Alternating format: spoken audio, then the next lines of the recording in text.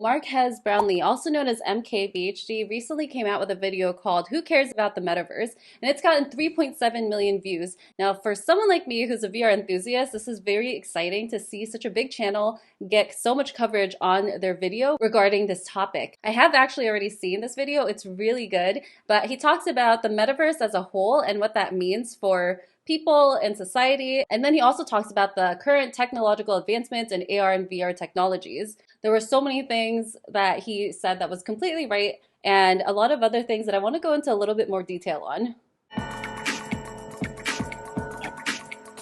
So like I said, VR is one of those things you kind of have to try to understand and appreciate, but also the spectrum of how much people care about the metaverse is hilarious. Like all the Now, I've always said that I could convince anybody to get into VR. If give me a few minutes with a headset and a person, I can 100% find a use case for them to see the value in VR. So what we see usually happening is, so when you watch videos, a lot of people are usually talking about games, and so they're like, I'm not a gamer, this isn't really for me. But I think what we're missing here is there's a lot of applications for VR. And with me, when I have a new person that I'm getting to try VR, I usually like to ask them about themselves. I like to ask them what they like to do, what kind of stuff they do in real life, what kind of games they're into, what are their interests. So I really get to know them because I can find an experience in VR that is custom tailored to their interests so they get it. I think that's why we're seeing such a big disparity between people's interest in VR. One is because unless they've tried it themselves, it's hard to understand the value proposition. But two, if they have tried it and they tried it with someone who didn't give them a good experience to begin with,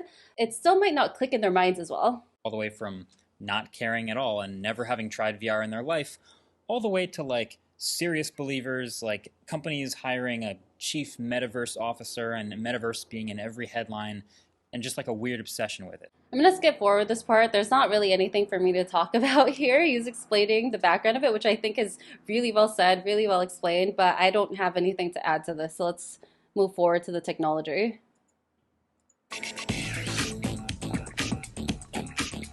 Okay, so this might be kind of a hot take, but the Meta Quest Pro, this headset, is $1,500, and I'll explain the thinking behind that in a second. This is my Meta Quest Pro. I freaking love this thing. But yeah, let's see what Marques has to say.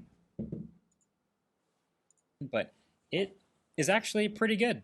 It's a pretty good, technologically speaking, a pretty good headset. It is much more comfortable than a lot of others I've tried, so they've split the components now between the displays and lenses in the front, and speakers and buttons through the middle, and then the battery at the back. It is lighter than it looks. Let me explain the comfort level and why this is such a big deal. So traditionally on VR headsets, they usually fit around your face like this, so it feels like you're wearing goggles. I mean, if you've thought about like skiing masks, like it's pushed up against your face. The reason that the Quest Pro, in my point of view, is such a big deal is because it wears like a visor. So all of this area around the eyes area does not touch your face whatsoever. Only this piece up here goes against your forehead, and it wears like a visor. And so the comfort level on this thing is incredible. And I never realized how much wearing a VR headset bothered me until I got the Quest Pro. Is right in the middle there, which is better. But then you put it on and you look like this. Here you go. Boom. And without the blockers on the side, there is a little bit of a gap, and you do have peripheral vision light coming in from the sides and not the top. This is the light blocker. It allows you to cover up the sides a little bit, and so that prevents there from being as much light coming in through the sides. I get a lot of questions about if there's a lot of light leakage in this, and the answer is of course there's a lot of light leakage. I mean, that's pretty much what it was intended to do. Since it's intended for a collaboration headset, you're supposed to be able to see your peripherals in case you're working with your coworkers in the same space. And then also, you don't want to be in a workplace and have your entire vision completely blocked off from everyone. That's very uncomfortable. I would not want to do that in public. So I like the ability to be able to see on the outside, but also to be able to see the things around me while still using VR. I like that it makes it a little bit more social rather than isolating. Full color pass through with the 10 sensors and cameras scattered around the outside. I want to talk a little bit about this scene real quick where he's showing the 3 displays. So these are 3 virtual displays that you can see in your headset. It actually has a mixed reality pass through, so that's why you can see everything around it. And there's 3 virtual displays. Okay, so like, of course, it's already very cool that you can have these virtual displays pretty much anywhere you go. You could be on the beach working with this headset on. As long as you have your laptop with you that you can connect the headset to, you can essentially take a workspace anywhere you want. So that's already in itself very exciting. But something else I think people forget is having this as many virtual screens as you want means you're spending less money on monitors, but also it takes up way less space in your house. Like this headset takes up a lot less space than actually having 3 physical monitors in your house.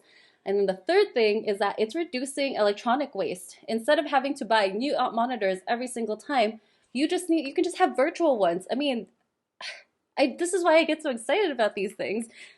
Not only is it super efficient and productive, but it's also saving the environment. So this is one of the things I get really excited about. It's not the best pass-through I've ever seen, but it does work, and it lets you feel like you're in. Okay, I do have to second that. The pass-through is not great. I really thought that the pass-through on the Quest Pro was going to be amazing, especially based on the promotional materials that I saw in it. But you definitely can't read text, or like you can't read a book using the pass-through. It's a pass-through camera on the Quest Pro. These new Touch Pro controllers, which have cameras and sensors of their own, and they all charge on a single dock through some pins, which you'll be doing often because sadly the headset does just have like a 1.5 hour battery life when unplugged. I used the Quest Pro for almost a week now, and I'm seeing around 2.5 hours battery life on the headset itself. I mean, again, it depends on what application you're using. I was using it with Horizon World, which is like Meta's social VR app Metaverse, which means it was tracking my expressions in Horizon Worlds, and I think that takes probably the most processing unit, and I was getting just over 2 hours of battery life with that. Of sensors on the inside facing your eyes, facing your face, for face tracking. Okay, right now I'm looking at an alien face, but a little bit more interesting than that is the alien face is in real time showing what the headset sees my face doing. So if I was in a virtual world and trying to convey emotions to another person, then they would see everything. Expression tracking is a really interesting feature on the Quest Pro because it's one of those features that doesn't directly benefit you. It benefits everyone else. So everyone else gets to see your expression and experience it, but you can't see it for yourself. So it's a good time. I can't wait till everyone has expression tracking in VR. I think it really does humanize being in the metaverse or in virtual reality. This version might not be tempting to you. Zuckerberg keeps telling me, people buy a new $2,000 machine as their desktop computer all the time, and this is maybe a replacement for that someday. But this might not be tempting to you. But theoretically, in a couple of years, a new version of it is much, much smaller, closer to like a regular pair of glasses. And then even further down the road, another version is even smaller, maybe lightweight like Google Glass used to be back in the day. And then eventually, it's an incredible, actually portable piece of tech. I'm going to agree. The Quest Pro isn't for everyone. At $1,500, it is a very pricey headset, and it might not be for everybody.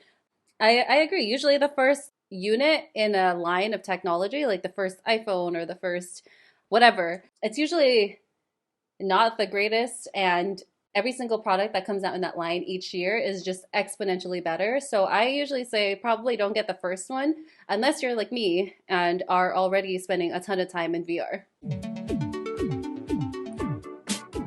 This is the real question here. Every time I see a new VR headset pop up, whether it's this like Pico Pro headset or the Meta Quest Pro or anything like that, the question is always like, is this VR thing really actually going to be the future? Do you want to know why I think the metaverse and VR and AR is going to be such an integral part of our future? So right now, we're all using our phones regularly all the time. We're all just hunched over, chatting. You can't dispute the value of a cell phone. You can easily communicate with people. You can search things. You can, play games, entertain yourself, whatever. You can do so many things on your phone. But again, it's just a 2D interface, and you're just click, click, click, click, click. If you look at the progression of social media, we started off with a lot of text-based social media, mostly in the form of like blogs, and then we moved on to more photo-based ones like Instagram. And of course, there was already YouTube going on this entire time, but now we're seeing that shift from just these 2D photos into video content, and we're seeing this at a very, very rapid and intense rate. I mean, from TikTok to YouTube Shorts to Instagram Reels. So if we follow this lineage, it only makes sense that the next evolution is, instead of watching videos, we're all of a sudden going to be immersed in these videos. So I'm thinking, instead of consuming content, we're going to start experiencing content. And that is really what like AR, VR, and the metaverse is all about. In society as a whole, we've shifted from products obsessed culture. Instead of gifting products, we are now gifting experiences. And so if you put these two things together, what we're seeing with social media and then what we're seeing with the types of things people want as gifts in their life, it just logically makes sense that we're now going to shift towards an immersive, experience-based metaverse. The more you watch, the more it kind of crystallizes their whole plan for me. Basically, step one, think of all the things people normally do on the internet. Step two, make those things in VR and then pour tons of money into them.